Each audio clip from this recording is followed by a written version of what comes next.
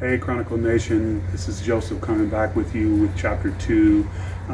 No less, in chapter 1, we were really talking about starting this new year off with the uncertainty that comes along with the new year and, wanting things and not knowing what plan God has for our life.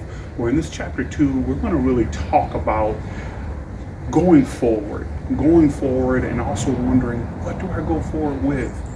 To answer that question, I want to start with a question for you. What do you want from this year? What do you want from your life? Where do you want to go? What do you want to accomplish? Because I'm telling you that many times what God will use in that end is a little thing that you may have that you may see as insignificant. I'm telling you, you may feel like what you have is insignificant, it's not valuable, it's not worthy, but I'm telling you that it is. And I want to show you in scripture today how the most insignificant thing to you or to me can be the greatest blessing that you ever knew. I want to take you to 2 Kings chapter 4, verse 1 through 7. And I'll give you a little background on the story. There was a widow woman with 2 kids. Her husband was a prophet. The prophet Elisha was on his way through this particular neighborhood, and this woman stopped him and said, "Elisha, my husband was a prophet, and he died leaving us in debt, and I have 2 kids. And my creditors have come saying if I can't pay them, they're going to take my kids and sell them into slavery." And Elisha looked at her and he simply said, "What do you have?" And the woman simply said, "I have a little bit of olive oil in a jar." To her, that was insignificant. Maybe to others it was insignificant, but it wasn't insignificant to God. The prophet Elisha told her, "Go and ask all in your neighbors for all the jars. Get as many as you can," he told her. "Get as many jars as you can." And he says, when you get them, you go and you close the door behind you and you pour the oil in those jars, and that oil will flow. And that woman filled all of those jars that she got.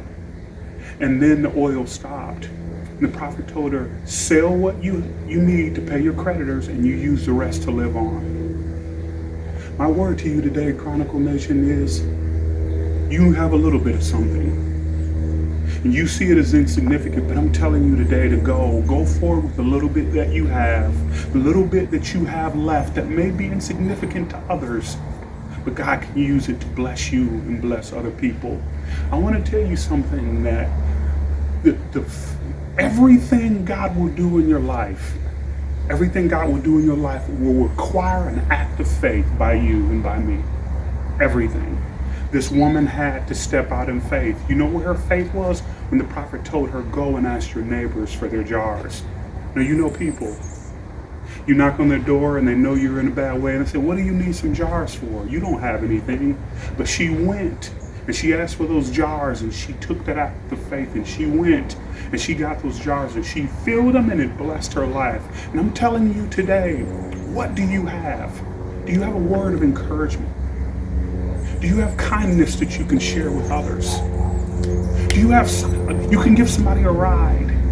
Can you speak positively into someone's life? Because your insignificant little thing may be insignificant to you, but I'm telling you, it will be the thing that God can use to bless your life. And in this new year, I'm telling you to take the little bit you have and go.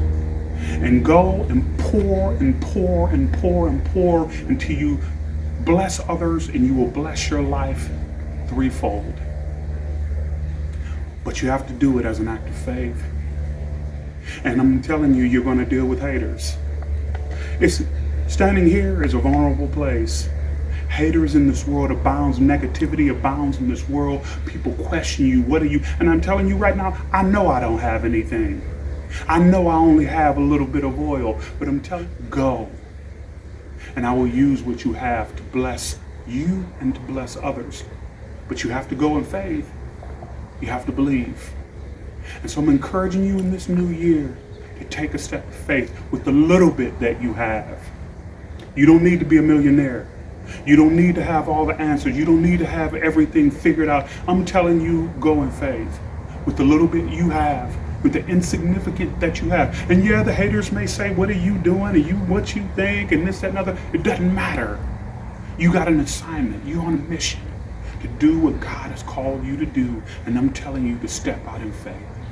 And I want to leave you with this chapter 2 with a poem. So as always, Chronicle Nation, we want to end this session with a poem. These poems I write because I want to use my own hand as a way to encourage you and support you in what God has for you in your life. And I want you to use them as a rallying cry for you as you go forward and whatever you may face, the negativity of people, the trolls, the haters, whatever they might be. And this poem is called Speak My Name. Been knocked down before, I'll get up again. I can promise you this, you will never win. If your aim and your goal is to see me on the floor, breaking news for you, I'm coming back for more. You're not strong enough to ever bring me down. Your negativity serves only as fuel for my crown. Be prepared, because I've only just begun. Been down this road before, I know how it's done. So if you're asking me the question, who survives the fire? Who survives the flame? In that time I'll tell you, they'll only speak my name. They will speak your name as you go forward, because you dared to go when others sat on the couch and did nothing. You dared to believe when others sat around and criticized.